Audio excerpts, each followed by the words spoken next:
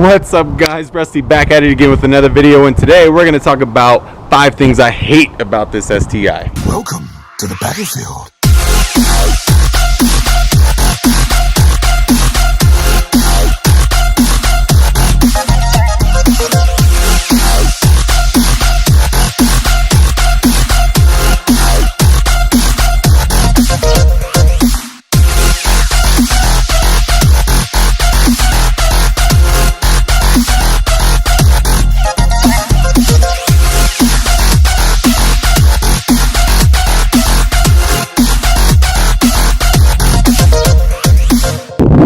Let's be honest though, hate's a strong word. I wouldn't have bought a car if I hated. So it's going to be more like 5 things I dislike about the STI. That's a little bit more accurate. By the way, how you like the shades? I lost mine in a lake. So these are the girlfriend's backup shades that she keeps in my car.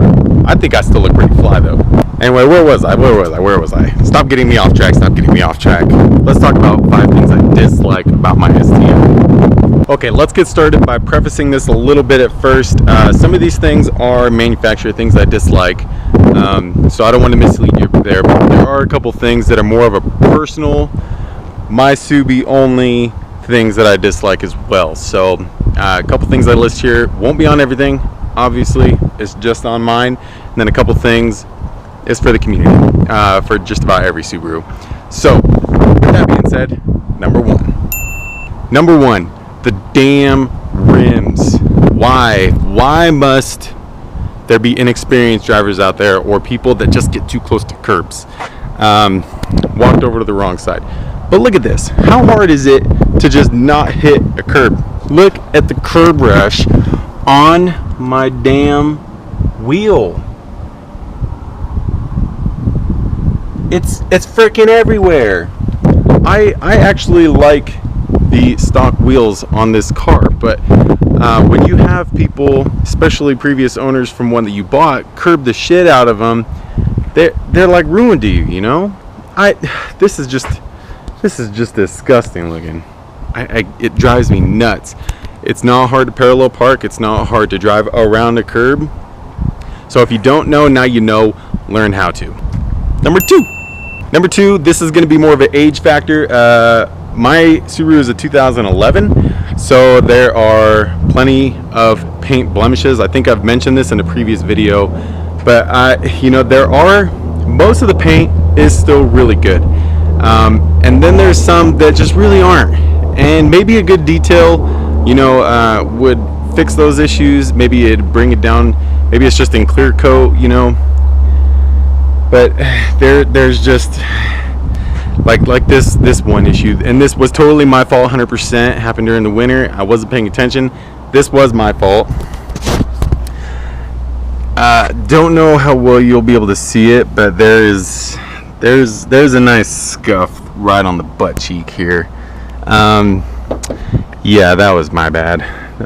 And then this is just from, like I said, age again. This is a clear bra that was meant to protect from the rocks kicking up, but it's old, it's cracked, but it is something I'm not quite familiar with, so that is going to wait, and it is on there for now. But yeah, paint, what can you do? I do have plans to repaint this. I'm sure you saw this in a previous video again, but in the meantime I just got to deal with it. There's a bunch of rock chips up here in the bumper, really grody ones too. The bumper sucks, but it is what it is, and it will be fixed. Mark my words. Number 3, and yes, we're taking it to the inside. We're taking it to the inside, baby. Let's be real.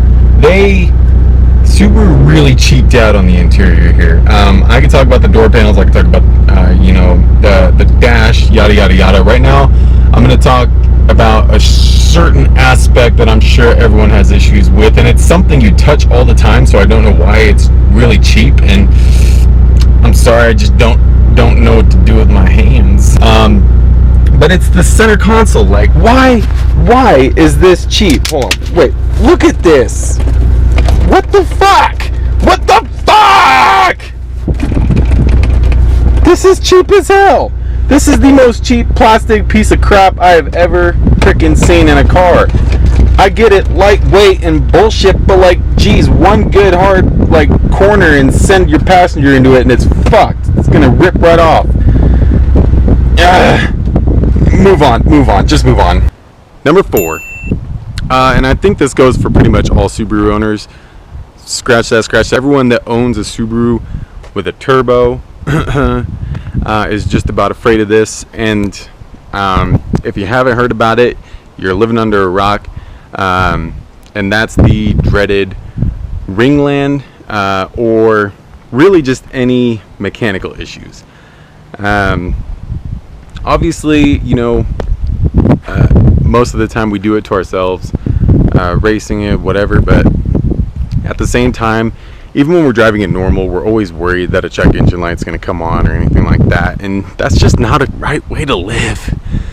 So some words of encouragement: if you get one of these, or really anything with a turbo, and you're driving the piss out of it, and it's not just like a normal daily, and you're going into turbo nice and healthy like, I would encourage you to have a different daily driver, not daily drive one of these. You just never know when something's going to go wrong. And you know, obviously there's the STI versus Evo match, which, you know, each joke about each other always coming in and out of the shop.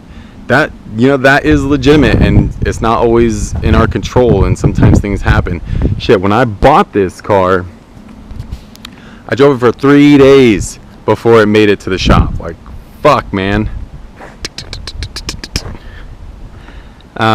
Previous owner, or maybe the dealership that got it, put in some you know, aftermarket pistons, which was not disclosed to me and completely voided my warranty, which, damn it.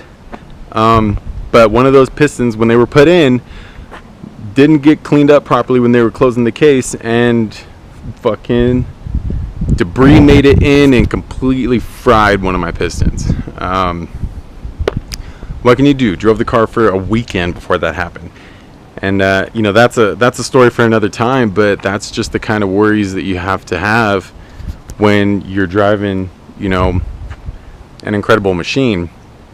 Now, granted, a beautiful thing came out of that, and I was able to build the engine, you know, my own way, and know what is all in it, get it done properly by, you know, one of the best in town. But it's just always going to be right there in the back of your noggin. And number 5, you could tape your vape jokes and shove them right up here. Anyways, guys, that's going to do it for my 5 things I dislike about my 2011 Subaru Impreza WRX STI. Now, time for me to end this video. And you know what? What's a good way to end a video? I think you think of what I'm thinking. I think we need a 2-step.